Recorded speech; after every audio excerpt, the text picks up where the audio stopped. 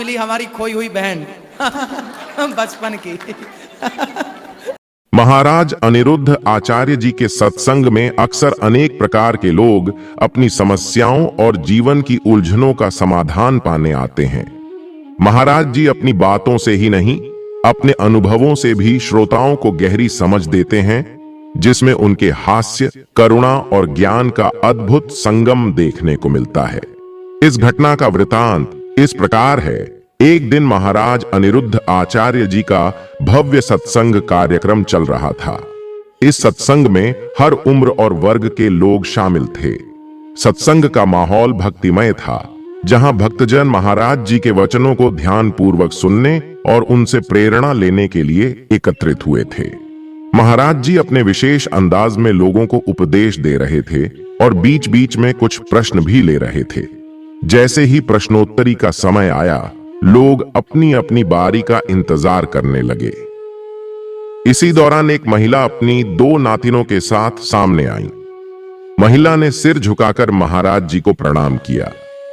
महाराज जी ने अपनी सौम्यता और विनम्रता से मुस्कुराते हुए आशीर्वाद दिया और पूछा, बताओ मेरी मैया, क्या बात है?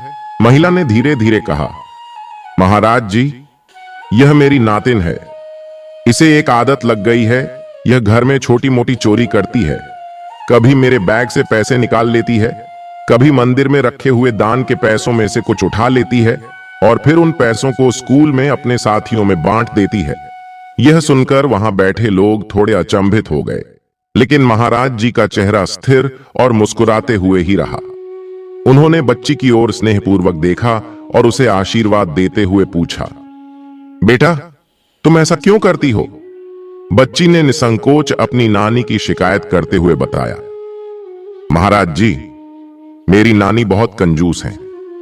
वे हमें न तो खाने के लिए पैसे देती हैं, न ही अच्छे से कुछ खाने को मिलता है। मुझे मीठा खाना बहुत अच्छा लगता है, लेकिन मेरी नानी हमें फीकी चाय पिलाती हैं। इसीलिए मुझे चीनी चुराकर खाना अच्छा लगता है। महाराज जी उसकी बातों को बड़े ध्यान से सुन रहे थे। वहां उपस्थित सभी लोगों का ध्यान पूरी तरह से बच्ची और उसकी बातों पर था। बच्ची की बातें सुनकर महाराज जी ने मुस्कुराते हुए कहा, अरे बेटा, बचपन में मुझे भी चीनी खाना बहुत पसंद था। तुम तो हमारी ही बहन निकली। मैं भी जब छोटा था तो रसोई में से चीनी चुराकर अपनी जेब में भर लेता था और बाहर जाकर उसे खा लिया करता था। यह सुनकर सभी लोग हंस पड़े। उनके चेहरे पर एक अलग ही मुस्कान थी। यह महाराज जी के हास्य और सहजता का प्रभाव था कि इस गंभीर स्थिति को भी उन्होंने हल्के फुल्के अंदाज में प्रस्तुत किया। महाराज जी ने फिर महिला की ओर देखा और कहा, मैया, बच्चों को सही भोजन देना बहुत जरूरी है। आप जितना उन्हें रोकेंगी, उतना ही वे इसे पाने के लिए अलग अलग तरीके अपनाएंगे।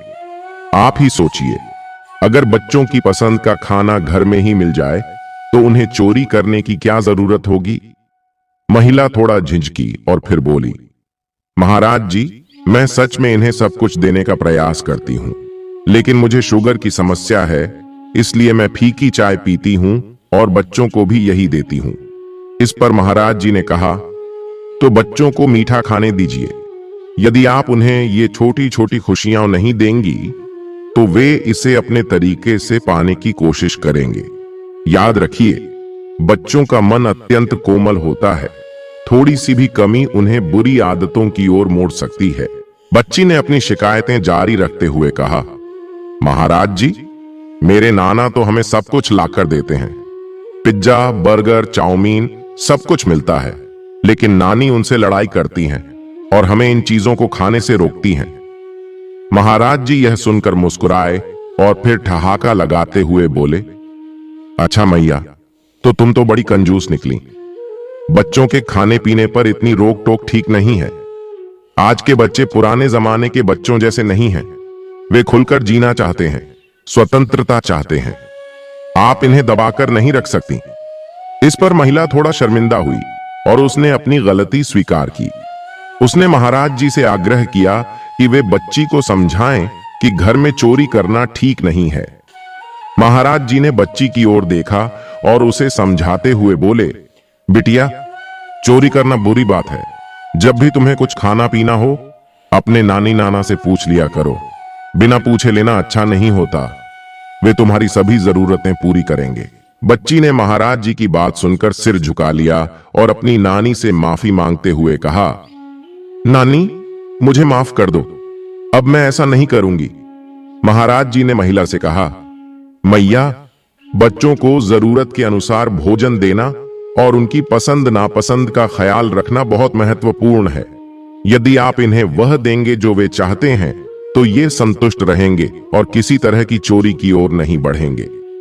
इस पूरे प्रसंग से एक गहरा संदेश निकल कर आया। बच्चों की परवरिश में स्नेह, संवाद और उनकी जरूरतों को समझना अत्यंत आवश्यक है। महाराज जी ने इस घटना के माध्यम से माता पिता और बुजुर्गों को यह संदेश दिया कि बच्चों के प्रति अत्यधिक रोक टोक और कठोरता उन्हें गलत राह पर ले जा सकती है। बच्चों को अपनेपन और समझ के साथ बड़ा करना चाहिए, जिससे वे न केवल संस्कारवान बने बल्कि जीवन के प्रति संतुलित दृष्टिकोण भी। महाराज जी का यह अनोखा अंदाज और उनकी अपनी बचपन की स्मृतियों को साझा करने का तरीका भक्तों के मन में गहरे उतर गया। सबने मिलकर यह संकल्प लिया कि वे अपने बच्चों के प्रति अधिक संवेदनशील रहेंगे और उन्हें अच्छा मार्गदर्शन देंगे। अंत में महाराज जी ने अपनी वाणी को विराम देते हुए कहा, हम सबको यह समझना चाहिए कि बच्चे इस संसार के फूल की तरह हैं। अगर हम उन पर जरूरत से ज्यादा रोक टोक लगाएंगे तो वे मुरझा सकते हैं। हमारी जिम्मेदारी है कि हम उन्हें सही दिशा में पल्लवित करें। इसके साथ ही महाराज जी ने सभी को आशीर्वाद दिया और वहां उपस्थित भक्तों ने उनका आभार प्रकट किया। इस घटना का सकारात्मक प्रभाव सभी पर पड़ा। लोगों ने महाराज जी के इस संदेश को अपने जीवन में अपनाने का निश्चय किया और बच्चों की सही परवरिश के महत्व को समझा। इस पूरी घटना से यह सिद्ध होता है कि बच्चों का मन कोमल और संवेदनशील होता है। अगर उन्हें प्यार और समझ के साथ उचित मार्गदर्शन दिया जाए तो वे सही राह पर चलते हैं। महाराज अनिरुद्ध आचार्य जी का यह व्यावहारिक और जीवन को सहज बनाने वाला दृष्टिकोण भक्तों के लिए प्रेरणादायक बन गया। इस घटना ने यह भी सिखाया कि बच्चों को अपने परिवार के भीतर सहज महसूस कराना चाहिए और उनके विचारों को समझकर उनका मार्गदर्शन करना चाहिए। महाराज जी का यह सत्संग न केवल एक शिक्षाप्रद अनुभव बना बल्कि एक ऐसा प्रेरणादायक अवसर भी बना जिससे सब ने जीवन में सही दिशा में बढ़ने की प्रेरणा पाई। स्कूल में खा गई तो पैसा खा गई।